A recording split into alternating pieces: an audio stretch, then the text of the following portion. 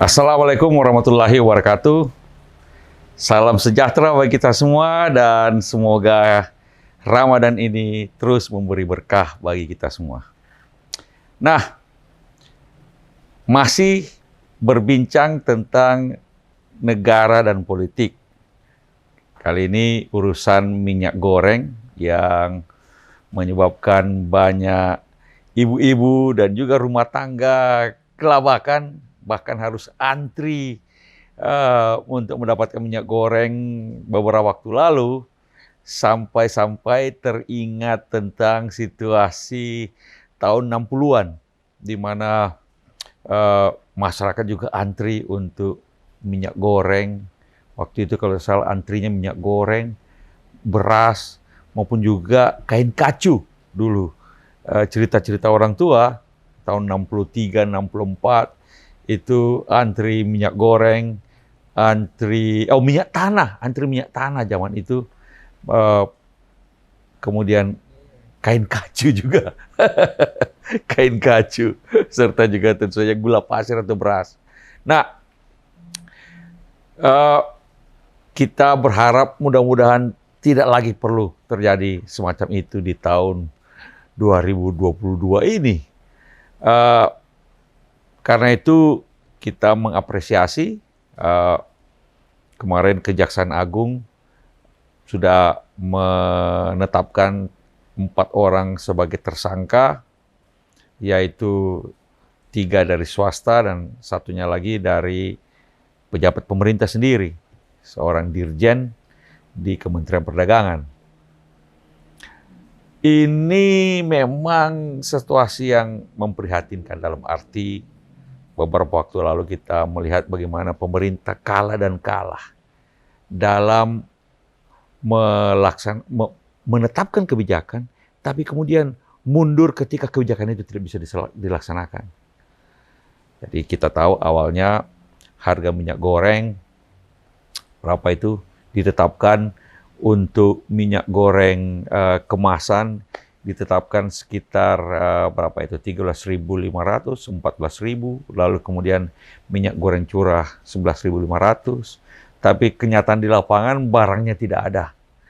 Lalu pemerintah kemudian mengubah lagi kebijakannya menjadi minyak goreng kemasan itu tidak lagi ditetapkan harga tertingginya, artinya dibebaskan dengan mekanisme pasar. Minyak goreng curah 14.000 per liter atau 15.500 per kilogram. Sampai sekarang ini, menurut laporan dari, ini saya baca aja, laporan dari CNN Indonesia pada hari Kamis 21 April 2022, dan di laporan dari pasar tradisional di Jakarta, yaitu pasar Impres Pasar Minggu, harga minyak goreng curah masih di atas 22.000 per kilogram, dan angka itu masih jauh di atas harga eceran tertinggi, yaitu 15.500 per kilogram atau setara 14.000 per liter. Dan ini tampaknya di pasar-pasar lain di seluruh Indonesia juga masih sama. Artinya bahwa pemerintah menetapkan kebijakan sampai sekarang ini, setelah kebijakan diubah juga, masih belum bisa kebijakan itu betul-betul terwujud di lapangan, di pasar-pasar, di konsumen. Kalau yang kemasan yang bisa dibeli di berbagai macam tempat memang ada, tapi harganya ada 50-an ribu lebih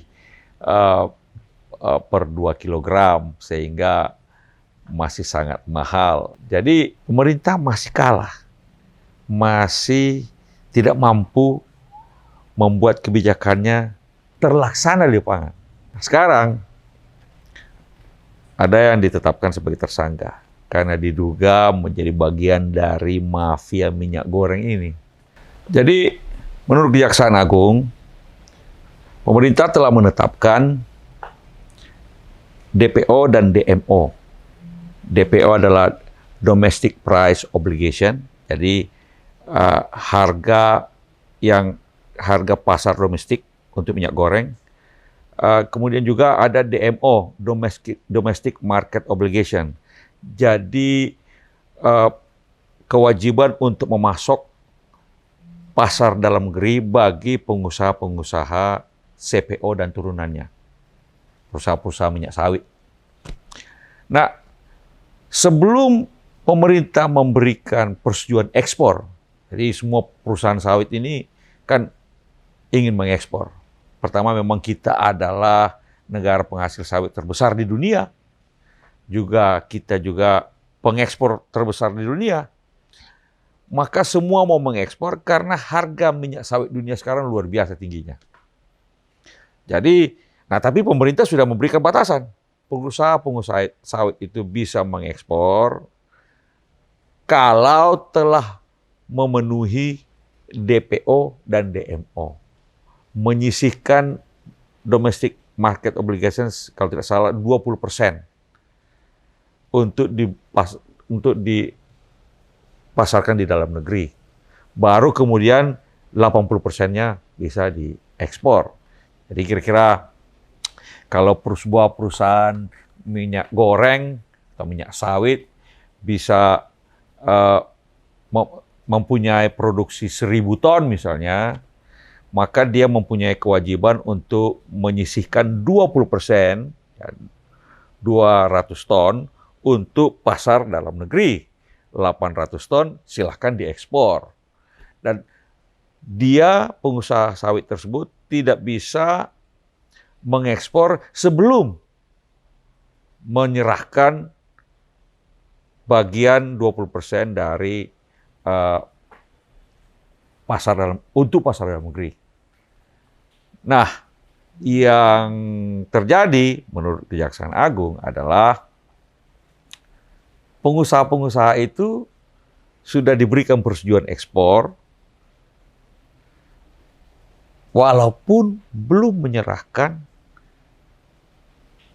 bagian untuk pasar dalam negeri yang 20% itu. Sehingga dengan demikian, secara teoritis, karena belum menyerahkan untuk pasar dalam negeri, sudah diberikan persetujuan ekspor, bisa saja kemudian pengusaha sawit itu mengekspor seluruh produksinya. Sehingga kebutuhan pasar dalam negeri tidak tercukupi. Menghasilkan supply and demand di dalam negeri menjadi terganggu. Kebutuhannya jelas, ibu-ibu ini kebutuhannya untuk minyak goreng sudah jelas, tapi pasokannya tidak cukup.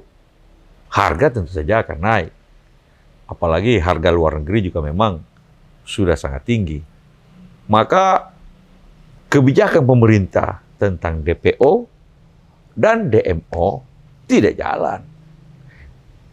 Kenyataannya tidak terlaksana. Nah, pemerintahan yang baik adalah pemerintahan di mana kebijakannya dijalankan oleh segenap warga negara. Itulah sebabnya pemerintah negara diberikan upaya pemaksa. Bisa membuat aturan yang memaksa agar supaya kebijakan itu dijalankan. Apalagi kalau berkenaan dengan kepentingan orang banyak. Urusan minyak goreng ini. Walaupun ada yang bilang, kenapa tidak berganti menjadi kukus-kukus, rebus-rebus, dan sebagainya. Ya tapi, yang saya lihat, ibu-ibu bilang, bakwan kan tidak bisa dikukus.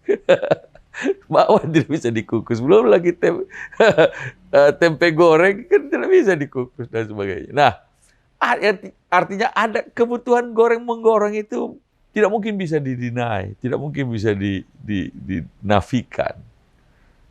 Karena itu perlu ada supply yang memenuhi kebutuhan tersebut. Kalau tidak, supply-nya kurang, harga akan terus naik. Dan yang menyebabkan negara kemudian kalah lagi. Pemerintah kalah lagi. Tidak mampu membuat kebijakannya diikuti. Dan kemudian kebijakan itu betul-betul tercipta, terlaksana di lapangan, di pasar-pasar. Ini persoalan bagi saya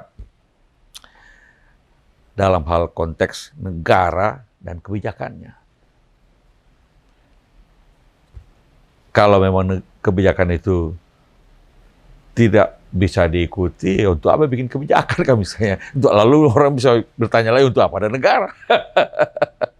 Nah, sekarang sudah ada yang ditetapkan sebagai tersangka, di mana pejabat negara juga menjadi bagian dari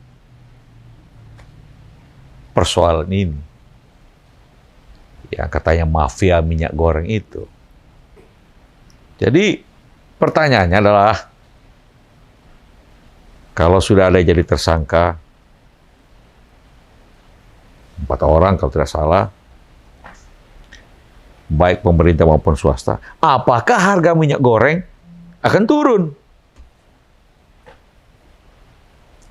Kalau harga minyak goreng itu menjadi turun, ya tentu saja tidak dalam 1 hari, tapi paling tidak suplai minyak goreng menjadi kembali mencukupi kebutuhan dalam negeri, maka kita katakan langkah hukum ini memang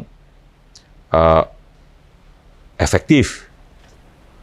Tapi kalau setelah dilakukan langkah hukum, sejumlah orang dijadikan tersangka, harga minyak goreng tapi tidak turun-turun juga, kan bisa menimbulkan pertanyaan. Kalau begitu ada masalah di mana lagi? Distribusi kah? Produksi kah? Atau apa lagi? Atau jangan-jangan mafianya bukan hanya 4 orang yang dijadikan tersangka 4 orang, tapi ada lebih luas lagi misalnya. Jadi kita lihat aja, apakah minyak goreng, harga minyak goreng menjadi sesuai dengan kebijakan pemerintah, harga eceran tertinggi, terutama harga minyak goreng curah itu, dan barangnya ada. Kalau tidak, artinya upaya pemerintah untuk menetapkan 4 tersangka ini tidak cukup. Kita lihat aja, sampai hari ini,